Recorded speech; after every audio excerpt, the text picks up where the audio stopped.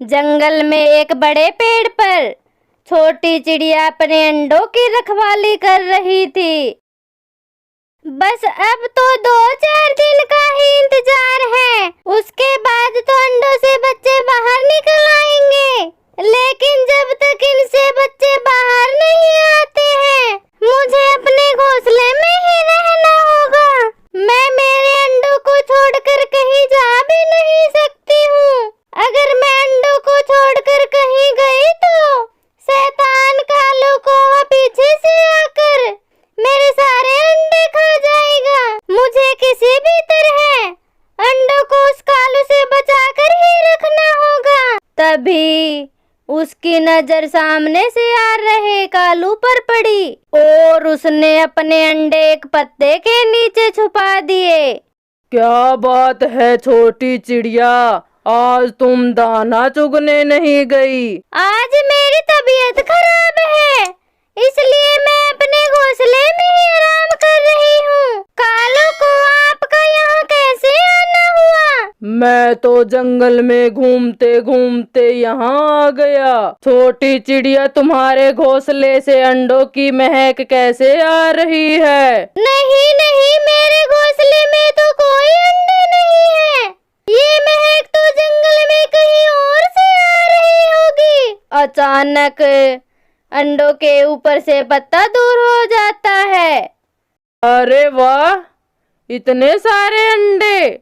इसका मतलब छोटी चिड़िया, तुम मुझसे झूठ बोल रही थी ताकि तुम मुझसे अपने अंडों को बचा सको। कालू को मेरे अंडों को छोड़ दो, इन्हें मत खाना। अब तुम्हारे अंडों को मुझसे कोई नहीं बचा सकता है छोटी चिड़िया।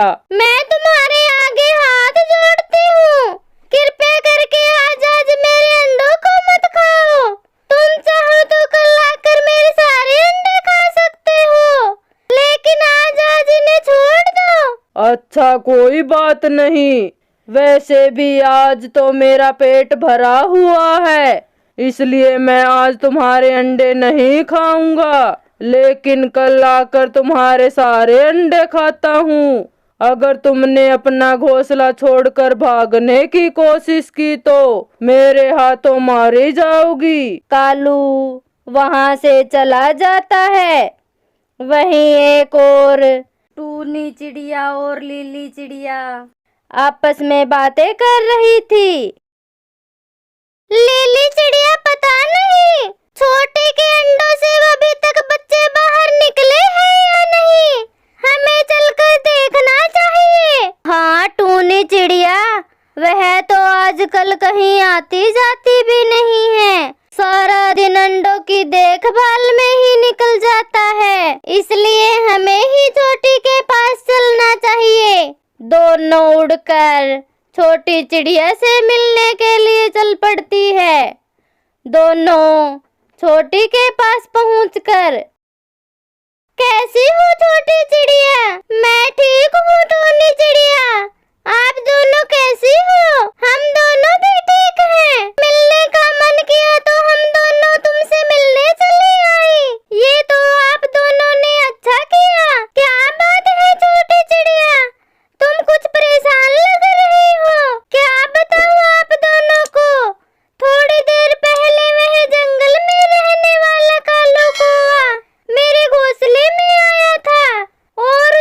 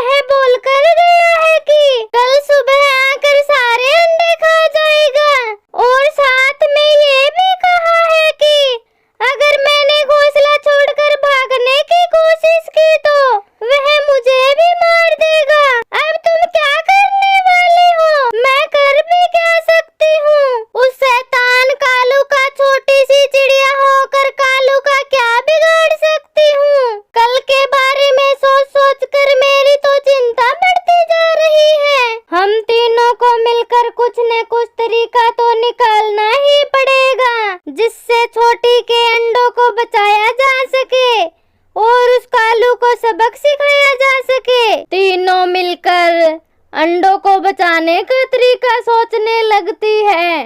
तभी टूनी बोलती है, मेरे पास एक तरीका है जिससे अंडों को बचाया जा सकता है और कालू को अच्छा सा सबक भी सिखाया जा सकता है। जल्दी बताओ टूनी चिड़िया, वह क्या तरीका है? क्यों न हम इन असली अंडों की जगह पत्थर से नकली अंडे तैयार करके रख दे और असली अंडों को कहीं सुरक्षित जगह पहुंचा दे। इससे हमारे अंडे भी सुरक्षित रहेंगे और कालू को असली अंडे समझकर पत्थर के अंडों को खाएगा तो वह उसके गले में फंस जाएंगे, जिससे उसे भी अच्छा सबक मिल जाएगा। टूनी चिड़िया, क्या ये तरीका काम करेगा?